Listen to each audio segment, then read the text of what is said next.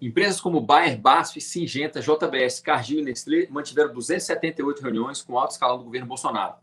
Além da participação direta no lobby do agronegócio, essas multinacionais atuam em associações que financiam o Instituto Pensar Agro.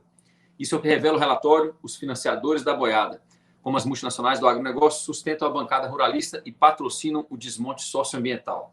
A reportagem é de Alceu Luiz Castilho e Bruno Bassi. Vamos dar uma volta com essa notícia para ver o que ela revela sobre o nosso modelo democrático atual e como a centralização do território brasileiro permite com que a agricultura e os sistemas alimentares se transformem em plataformas de escoamento das indústrias petroquímicas, mineradoras e da transgenia.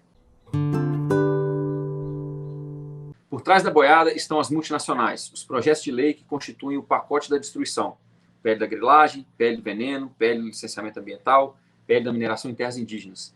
Não tem como origem a mente inspirada dos deputados e senadores da Frente Parlamentar da Agropecuária, FPA, a faceta mais organizada da bancada ruralista no Congresso. O financiamento é nacional e internacional. Primeiro, eu queria defender os bovinos. A reportagem traz uma ilustração do Aroeira com um boi repleto de logomarcas de todas essas empresas, dessas corporações, em cima de uma ilustração do Brasil transformado em pasto. Os bovinos não têm nada a ver com a destruição dos ecossistemas brasileiros. O que destrói os ecossistemas brasileiros é um modelo de gestão centralizada que visa o lucro acima de tudo. Nós vamos precisar dos bovinos, nós vamos precisar de todos os animais para uma pecuária agroecológica integrada para que a gente consiga recuperar as áreas que já foram degradadas até aqui com um modelo industrial centralizador. Esses animais são de fundamental importância na nossa autonomia, inclusive na viabilidade econômica dos produtores rurais, nesses processos de regeneração dos ecossistemas degradados até aqui, como eu falei, e de suma importância também para a soberania nacional e a autonomia dos produtores rurais. Por quê? Nós vivemos hoje uma crise energética, como mostrou o vídeo anterior, e uma das grandes coisas que está interrompendo os sistemas alimentares é a falta de adubos químicos, que está diretamente ligado com a crise energética que a gente vive. Então, se a gente quiser ser autônomo na produção regenerativa, nós precisamos de integração animal agroecológica. Então, vamos parar de culpar o boi, que o boi não é o culpado é o burro do ser humano que faz uma gestão centralizada com apenas uma métrica, que é o lucro, a revelia dos prejuízos sociais e dos prejuízos ecológicos que esses sistemas causam. A reportagem sobre o dossiê alerta que existe um cérebro pensante por trás da FPA, Frente Parlamentar Agropecuária, e um mecanismo, um conjunto de lobistas e executivos de entidades de classe e empresas organizados através do Instituto Pensar Agro, o IPA, que formula as pautas legislativas e define o posicionamento político da frente. Em 2019, de olho nos ruralistas, revelou a ponta desse iceberg, mostrando algumas das multinacionais que integravam associações mantenedoras do IPA, gigantes como as produtoras de agrotóxicos e sementes transgênicas, Bayer, BASF e Syngenta, as processadoras de soja Cargill, Bunge, ADM e Louis Dreyfus, os frigoríficos JBF e Marfrig e as indústrias do setor alimentício como Nestlé e Danone. Essas corporações não são atores passivos no lobby ruralista em Brasília. É o que mostra o novo dossiê do Observatório sobre o tema, publicado no dia 18 de julho. Os financiadores da boiada, como as multinacionais do agronegócio, sustentam a bancada ruralista e patrocinam o desmonte socioambiental. Como se existisse algum lobby passivo. Todo lobby é uma força ativa de corporações em cima de parlamentares que foram eleitos pela população para defender os seus direitos, representar os seus interesses no Legislativo, no Congresso, e passam, então, a defender os interesses de lobistas. Ou seja, nós votamos neles, nós colocamos essas pessoas para nos representar, supostamente nesse modelo democrático, e vem empresas bilionárias, pagam um lobby, corrompem esses parlamentares e fazem com que eles legislem em prol das corporações e não dos interesses da população. Embora não tenhamos uma lei que regule o lobby no Brasil, eu acho essa prática antiética, imoral e criminosa, exatamente porque ela sequestra o modelo democrático que a gente tem, fazendo com que as pessoas acreditem que o voto delas vai mudar alguma coisa, quando, na verdade, as pessoas que são eleitas estão comprometidas com o patrocínio, um eufemismo para suborno, de corporações que fazem com que elas legislem em prol das corporações. Antes de voltar na reportagem sobre você, eu quero lembrar vocês da reunião ministerial do Bolsonaro que vazou em abril de 2020. O que foi dito nessa reunião mostrava claramente que o governo Bolsonaro, que foi eleito com uma propaganda eleitoral baseada no "A verdade os libertará", uma mensagem da Bíblia, e uma mensagem anticorrupção, na verdade não é nem anticorrupção e nem a favor da verdade. O que aquela reunião mostrou é que o governo Bolsonaro está enterrado até o pescoço com compromisso com interesses estrangeiros, tanto de governos quanto de corporações, que nada tem a ver com os interesses da população brasileira. Na verdade, essas corporações e esses interesses estrangeiros lucram com a vulnerabilidade e a dependência da população brasileira. Naquela reunião que vazou em abril de 2020, vários ministros falavam abertamente de cobranças feitas por corporações estrangeiras em viagens internacionais e como eles deveriam se reportar a essas empresas e contatos estrangeiros, uma vez que tinham assumido o governo do Estado brasileiro. Também foi nessa reunião que o então ministro do Meio Ambiente, Ricardo Salles, ficou famoso pela frase passar a boiada. Passar a boiada no contexto usado por Salles significava fazer reformas infralegais que facilitariam as mudanças nas regras ligadas à proteção ambiental e à área da agricultura, evitando críticas e processos na justiça. Vale a pena lembrar as falas do Ricardo Salles para traçar uma linha de subserviência desse governo a interesses internacionais. A oportunidade que nós temos, dizia o Ricardo Salles, que a imprensa está nos dando um pouco de alívio nos outros temas, é passar as reformas infralegais de desregulamentação, simplificação. Todas as reformas que o mundo inteiro, nessas viagens que você se referiu, Onyx, certamente cobrou dele, cobrou do Paulo, cobrou da Tereza, cobrou do Tarcísio, cobrou de todo mundo. Lembrando que o Onyx foi ministro do governo extraordinário, nomeado por Michel Temer, e depois ele foi nomeado pelo governo Bolsonaro como chefe da Casa Civil. Lembrando também que o Onyx é o mesmo deputado que assumidamente confessou o crime de Caixa 2, aceitando dinheiro da JBS, mais uma vez, para, ao invés de defender os interesses do seu eleitorado, defender o interesse da JBS na legislação, ou seja, no fazer de leis no Congresso. Paulo Guedes, então ministro da Economia, formado na meca da economia neoliberal, Escola Econômica de Chicago, aquela que diz que uma crise real ou percebida deve ser sempre utilizada para passar reformas legais e econômicas que beneficiem as corporações e não a população. Esse é o modus operandi do Milton Friedman, né? Usar de uma crise para que as pessoas aceitem reformas econômicas legais, abram mão de suas autonomias, de suas liberdades, de seus direitos, de seus confortos, sua privacidade, para que corporações passem a cumprir cada vez mais do suprimento das necessidades básicas que a gente tem na nossa vida. Alimentação, moradia, água, saúde e transporte. Então, nessa escola do Paulo Guedes, tudo deve e poderá ser privatizado. Esse é o ministro que estava lá dizendo que estava respondendo a cobranças estrangeiras. A Tereza Cristina, na época, era ministra da Agricultura, Pecuária e Abastecimento, é aquela que em 2018 era líder da bancada ruralista e foi uma das principais responsáveis pela aprovação do projeto de lei 6.299, que regulamenta o processo de registro de agrotóxicos no Brasil. Ela também ficou conhecida, como pacote do veneno, e a indicação dela para o mapa veio pela Frente Parlamentar Agropecuária, protagonista do dossiê que a gente está comentando aqui nessa notícia. Já o Tarcísio de Freitas era ministro da Infraestrutura e já tinha sido diretor executivo e diretor-geral do Departamento Nacional de Infraestrutura do Governo de Transportes, de Infraestrutura e de Transportes do governo Dilma. Lembrando, todos esses ministros foram mencionados na reunião de 2020 como pessoas que tiveram reuniões fora do Brasil e que deveriam reportar a essas corporações sobre as reformas que seriam feitas dentro do governo que assumia a coordenação, a direção do Estado brasileiro, né? Mas vamos voltar ao que o Ricardo Salles, então ministro do Meio Ambiente, disse naquela reunião em 2020, para a gente construir uma linha do tempo e da subserviência desse governo com relação às corporações estrangeiras. A segurança jurídica, da previsibilidade, da simplificação, essa é grande parte dessa matéria que se dá em portarias e normas dos ministérios que aqui estão, inclusive do meio ambiente, e que são muito difíceis, e nesse aspecto eu acho que do meio ambiente é o mais difícil de passar em qualquer mudança infralegal em termos de infraestrutura, é a instrução normativa e portaria, porque tudo que a gente faz é pau no judiciário no dia seguinte. Mas tem uma lista enorme em todos os ministérios que tem papel regulatório aqui para simplificar. Não precisamos de Congresso, porque coisa que precisa de Congresso também, nesse fuzuê que está aí, nós não vamos conseguir aprovar. Agora, tem um monte de coisa que é só parecer e caneta, parecer caneta. Sem parecer, também não tem caneta, porque dar uma canetada sem parecer é cana. Então, isso aí vale muito a pena. A gente tem um espaço enorme para fazer. Aqui a gente tem um ministro do Meio Ambiente falando abertamente da fabricação de pareceres favoráveis a mudanças infralegais que flexibilizam as regras ambientais para a agricultura e para a proteção do meio ambiente. Esse governo seguiu sem que a população se unisse, sem que a população conseguisse sobrepor, vencer as diferenças ideológicas entre um lado e outro e conseguisse se organizar em prol da sua autonomia e do seu próprio benefício. esse mesmo governo seguiu impune, nomeando vários militares para cargos de diretoria dos vários órgãos ambientais. O ICMBio é um caso clássico disso, onde a grande maioria dos diretores nomeados hoje são pessoas que nada têm a ver com o meio ambiente. Elas estão ali para implementar uma ditadura velada. Isso aconteceu em vários setores do Estado brasileiro.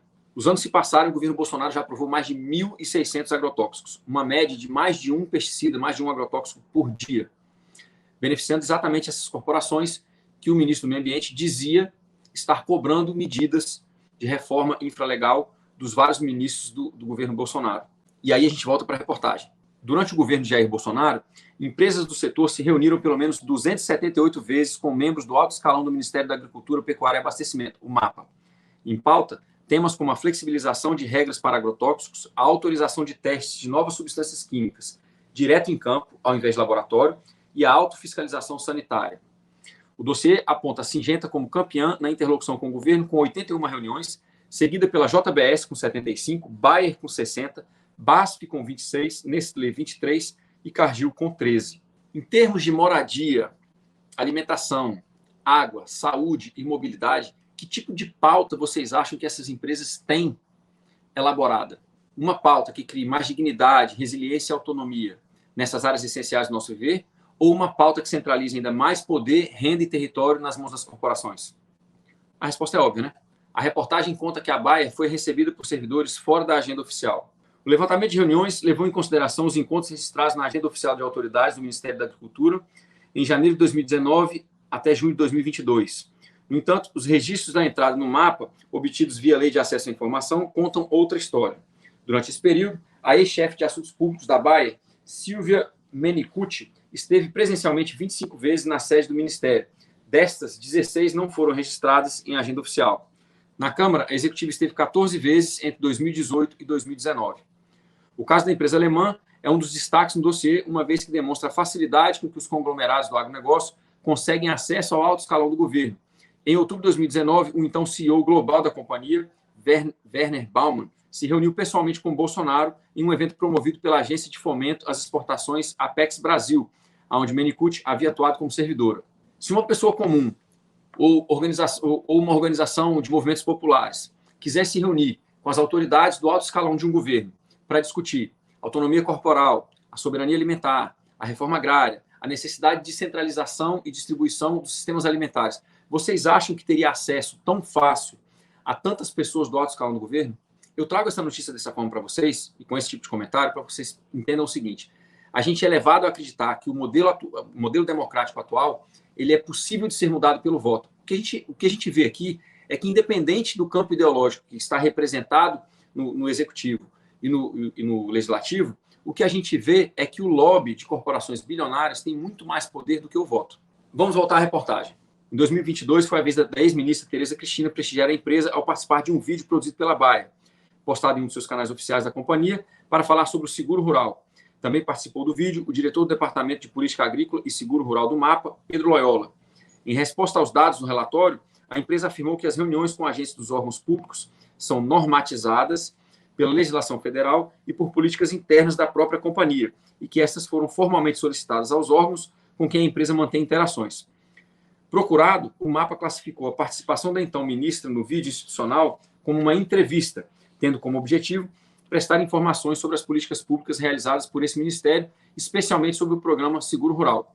O órgão não se pronunciou sobre as reuniões fora da agenda.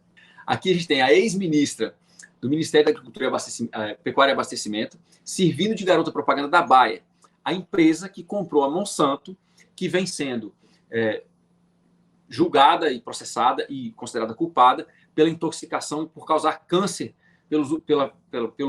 pelas pessoas que usam seus agrotóxicos. Veja que loucura. A ministra da Agricultura, a mesma que também diz que não são agrotóxicos, são defensivos agrícolas. Eu fico imaginando quantos milhões essas pessoas recebem para participar desse tipo de corrupção, para participar desse tipo de degradação da dignidade da população brasileira. O dossiê também informa que, sob Bolsonaro, o Instituto Pensar Agro e o Ministério se misturam. Desde a publicação da primeira série de reportagens sobre a cadeia de financiamento do Instituto Pensar Agro, em 2019, o think tank ruralista cresceu e prosperou. Hoje, o IPA conta com 48 associações participantes. Com o aumento de verbas, o Instituto multiplicou sua equipe, avançando não só na atuação legislativa, como na elaboração de campanhas pró-agronegócio. Várias pessoas me mandam perfis das redes sociais de mulheres muito bonitas, muito jovens, agrônomas, né? Com uma produção, com um visual, uma identidade visual que tem tudo a ver com a agroecologia, mas na verdade falando do agro.